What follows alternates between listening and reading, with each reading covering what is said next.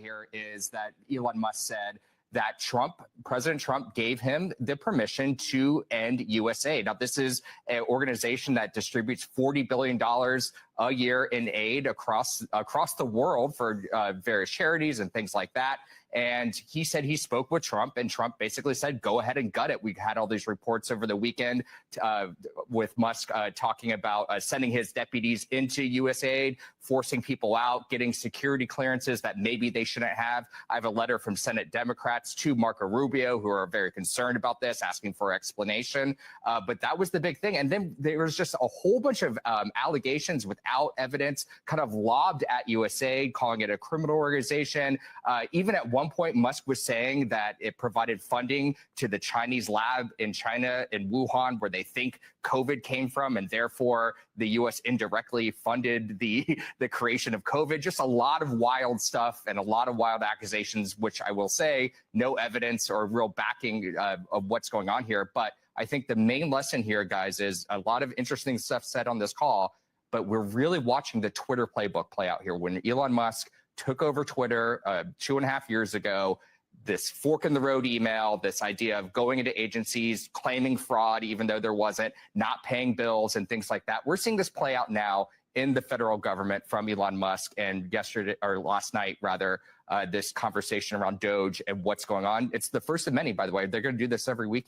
And the big headline out of here is that Elon Musk said that President Trump gave him the permission to end USAID. Now, this is an organization that distributes $40 billion a year in aid across the world for various charities and things like that.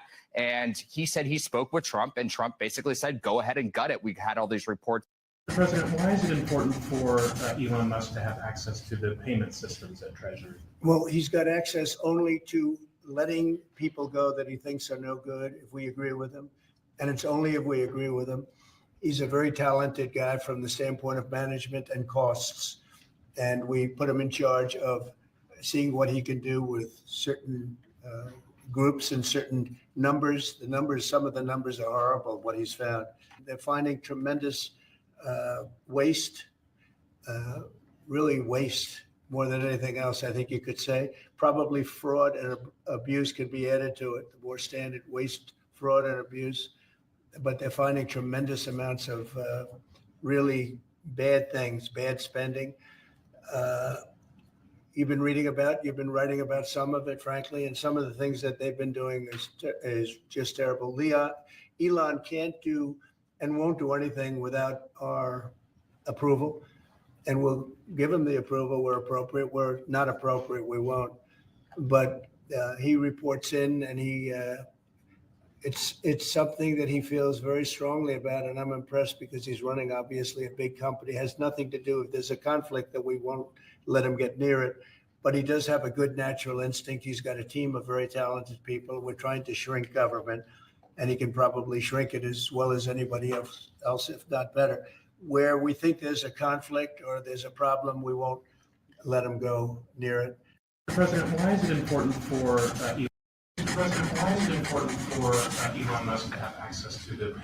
Elon Musk just got a quiet reminder from the White House that his power isn't unlimited. The world's richest man has placed himself at the center of the Trump administration, setting up his own Department of Government Efficiency to cut wasteful spending and slash regulations. But whilst he has an office in the White House, it turns out that Musk still has to report to the Chief of Staff, Susie Wiles, not directly to the president. A Trump aide told NBC News, "I'm not sure it was his preferred direction, and it didn't seem like he was expecting it, but it has been reiterated to him that he reports to the Chief of Staff." Elon Musk. We turn now to Elon Musk and what's being described as a hostile takeover of a government agency. Musk has also been given access to the massive federal payment system, which includes Social Security payment information. ABC's Christian Cordero has the latest on this. Christian, good morning. Andrew, good morning. Elon Musk accessing the federal payment system and taking over agencies is raising legal questions. At issue is funding already approved by Congress now on the chopping block. Overnight, sources confirming that Elon Musk has been given access to the U.S. Treasury Department's vast payment system. The move essentially puts the government's multi-trillion-dollar checkbook in the hands of the world's richest man, and his message about wasteful government spending has been clear. your money is being wasted, and the Department of Government Efficiency is going to fix that. How much do you think we can rip out? I think we can do at least $2 trillion. The official who oversaw the federal payment system has been placed on administrative leave after he resisted giving Musk and DOGE officials access to the system, which contains sensitive information about millions of Americans who receive Social Security, tax refunds, and other government payments. While Musk's team has access, it has not yet gained operational control of the system, and no government payments have been blocked. That could trigger a legal battle since the money is approved by Congress. Musk has also said he wants to get rid of the penny, noting that the 1-cent coin costs nearly 3 cents to produce. Elon's doing a good job. He's a big cost cutter. This weekend, Musk also taking aim at the U.S. Agency for International Development, or USAID, which is in charge of dispensing tens of billions of dollars in foreign aid. Musk writing USAID is a criminal organization. Time for it to die. To be clear, in shutting down, which we're in the process of doing, shutting down USAID. About 100 staffers were placed on leave after the agency refused to give Musk's team access to classified material. The team was eventually given that access. The Trump administration has already faced legal hurdles while pushing to gain more control of government spending. Just last week, Trump's executive action freezing federal grants and loans was blocked by the courts. Back to USAID, many staffers have lost access to their email and other accounts, and the agency's website was taken down. Critics are demanding to know why a group in charge of government efficiency needs to be conducting this apparent takeover of an agency. Since Trump's election, Mr. Musk has become $154 billion richer. Not bad in a couple of weeks' time. In addition to being the world's richest man who keeps getting richer, as Senator Sanders says there, Elon Musk at the moment also seems to be the world's most influential person. The newly minted special government employee with Donald Trump's praise and constant admiration and fawning has been whipping through the federal government with his DOGE team, gutting federal agencies, firing federal employees, and gaining access to troves of federal government data and materials, all while maintaining his very profitable leadership positions at several private companies. Rolling Stone points out just how problematic this is. Quote, it's nearly impossible for Musk to direct any action by DOGE in Washington without potentially affecting one of his businesses. X, formerly Twitter, currently faces a lawsuit from the SEC that alleges he withheld information about the stake he was acquiring in the company ahead of his bid to purchase it. The Department of Labor, which could be next on the chopping block for DOGE, has probed and fined Tesla and SpaceX for unsafe working conditions through the Occupational Safety and Health Administration. Tesla is also under investigation by the Justice Department for possible securities and wire fraud related to its unsupported claims about fully autonomous vehicles. But don't worry, anyone. Caroline Leavitt, the White House press secretary, assured the country yesterday that there will be someone policing Elon Musk and making sure that all those conflicts of interest are completely avoided. The president was already asked and answered this question this week, and he said if Elon Musk comes across a conflict of interest with the contracts and the funding that DOGE is overseeing, then Elon will excuse himself from those contracts. And he has, again, abided by all applicable laws. Elon will excuse himself. They have a plan.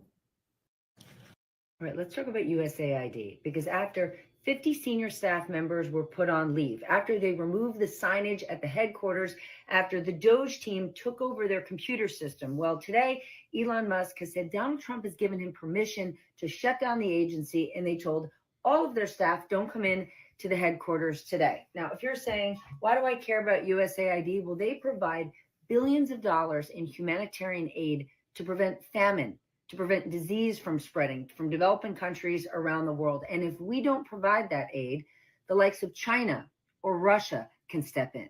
That's one of the main reasons why people should care. And what's also interesting is who is doing this. Elon Musk, who is not an elected official, who is not confirmed by the Senate. Well, now he and his team are in there impacting another government agency, and we don't know what their motivations are. He often says he comes in to fix problems. The question is for whom? If they are going to root out corruption and find ways, great. But we also want to understand Elon Musk's intentions because of course, he's the richest man in the world with government contracts, not just here, but all over the world.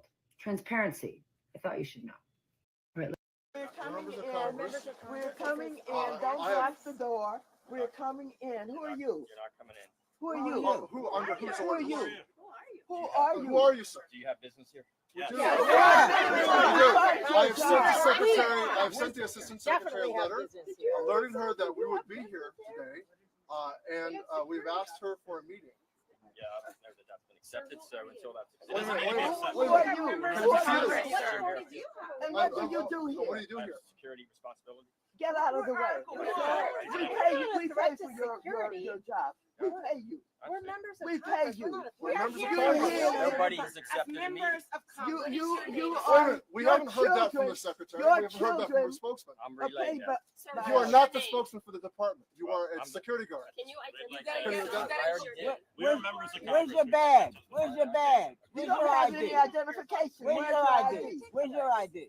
We are not. That's not good enough. We are not a threat. Trump and Musk have placed DOGE staffers in the building where they have access to the private data of millions of students and families.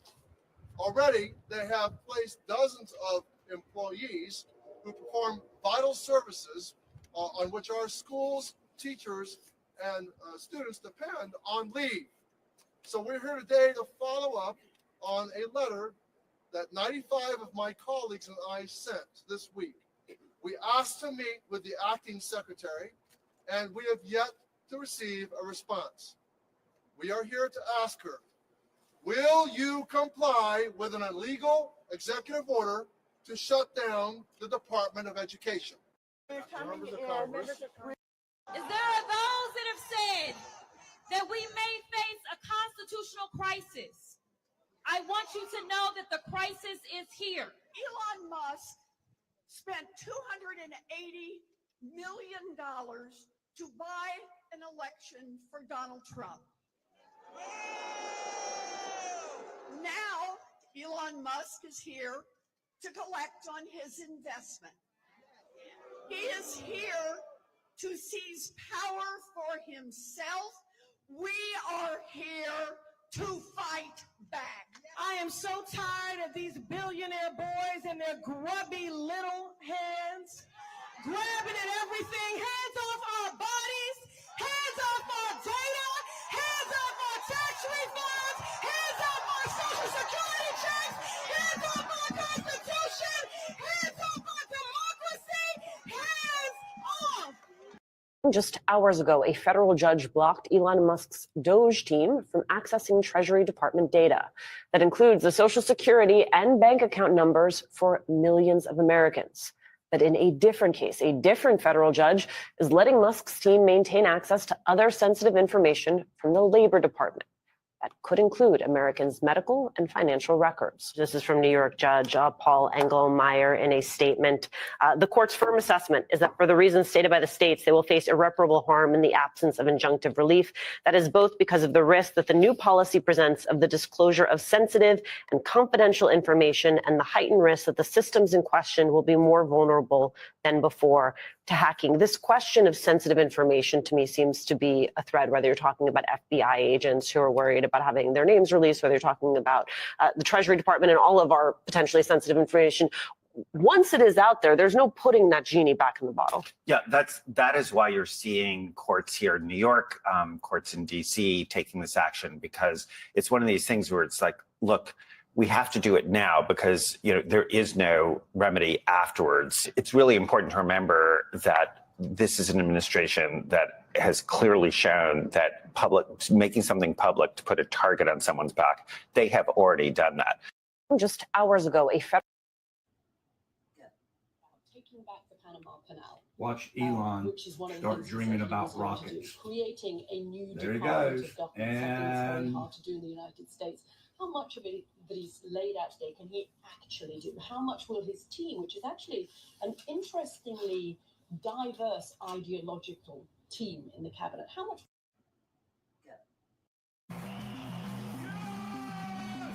But he does have a good natural instinct. He's got a team of very talented people.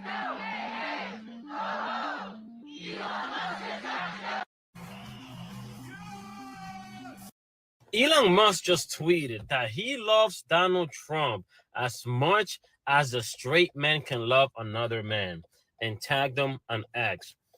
82 million views. What does Trump have on Elon, bro? He got to have something on him, bro. Does Elon Musk owe him money, man? What's going on over here, bro? Yo, I have never in my life heard a man express himself like that about another man, bro. Charlie Kirk was another one. Some, conservative content creator, some Republican dude, man. This guy cried. He cried at Donald Trump's inauguration, bro. And I'm like, something's going on over here with these dudes, man. This ain't normal. You get taxed on what you own, you get taxed on what you buy, and you get taxed on what you own. You know, and then what does it get spent on? Tell Elon Musk. It is pretty clear we have to. You get taxed.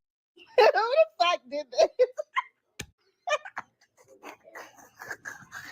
Bitch, because I know Trump over there swinging his feet in that fucking Oval Office. Bitch, mad as fuck. Mr. President, do you have a reaction to the new Time magazine cover that has Elon Musk sitting behind your Resolute desk? All around me are familiar faces, worn out.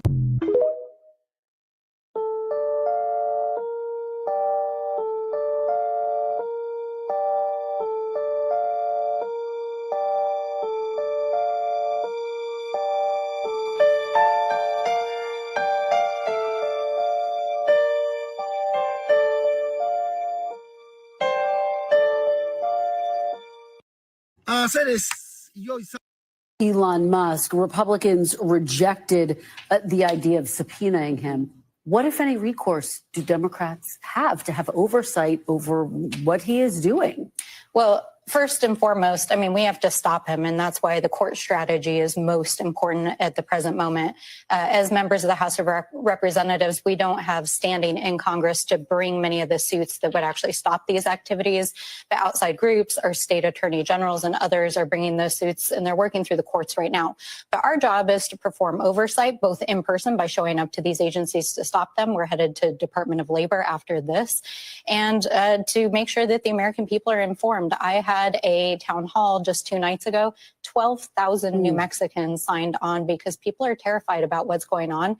And we need the American people to know that we're fighting back, that we're going to stop them in the courts, and to know their own rights. You reference the courts, and the challenge there is President Trump and Elon Musk are moving so quickly with these moves to gut some of these government agencies. Can the courts keep up with what is happening at the White House right now, given the rapid pace? I mean, they're not at the present moment. It depends on the suits. I think one of the most important suits that's being filed this week is a suit that would protect our federal employees. You know, on day one, Donald Trump signed a slew of executive orders that basically put federal employees on notice that he was going to fire them.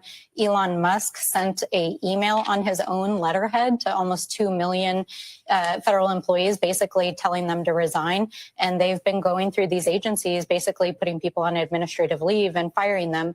And that's illegal. It violates labor contracts. It violates appropriations law.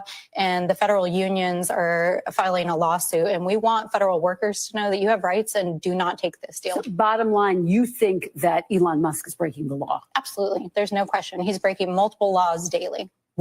Multiple laws, name 1 or 2 of the laws that he's... Appropriations law, for example. I mean, they are impounding federal funds, the federal freeze. They're offering these buyouts. We're only on a continuing resolution until March, and they're basically saying they're going to pay federal employees till September. They don't have the congressional authority to do that.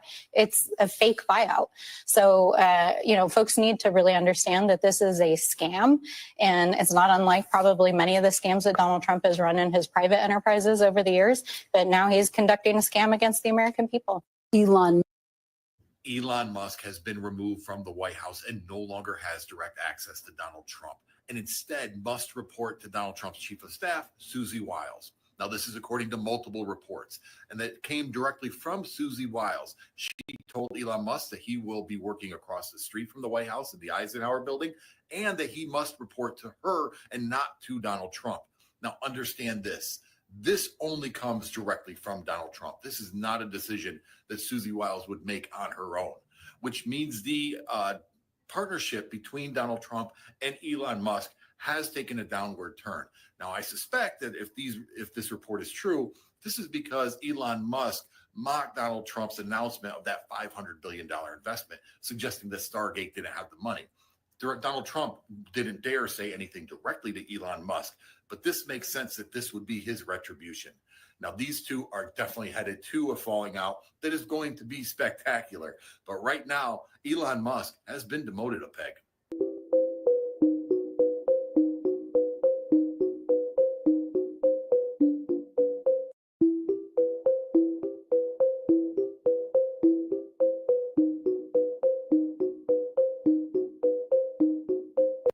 He has more influence on the president of the United States and more contracts, or very many contracts, defense contracts and others. So it raises questions about his power right now over Donald Trump. How do you explain that? Because when you were reporting on him, he was not in love with Donald Trump. No, he was not in love with Donald Trump. I think he called Donald Trump, in my book, a charlatan and a con man. And then he said, but he reminds me of my father. And Musk has a very complex relationship with his own father. They don't speak really, but his father has that same type of very, I would say, conspiracist and extreme views, and is a fabulist. And so it's an interesting tale ever since Musk was a kid, being beaten up and psychologically abused by his father, beaten up by other kids. When he was young, he fantasized as being the X-Man, the person coming in to try to save humanity. And now he's bonded with Donald Trump, especially on the pursuit of cutting back regulations, cutting federal spending, and streamlining things. There are a lot of other people in the Trump orbit who embrace a sort of populist nativism, such as Steve Bannon, but you see a split within the Trump community where Bannon was trying to get rid of Elon Musk because Elon Musk is part of that tech utopianism that Steve Bannon and others reject. He had So happy together.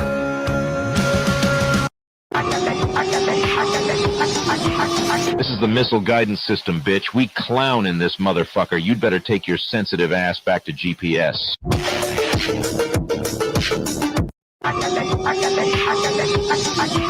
This is the missile guidance system, bitch. We clown in this motherfucker. You'd better take your sensitive ass back to GPS. Trump ha entregado el tesoro de Estados Unidos a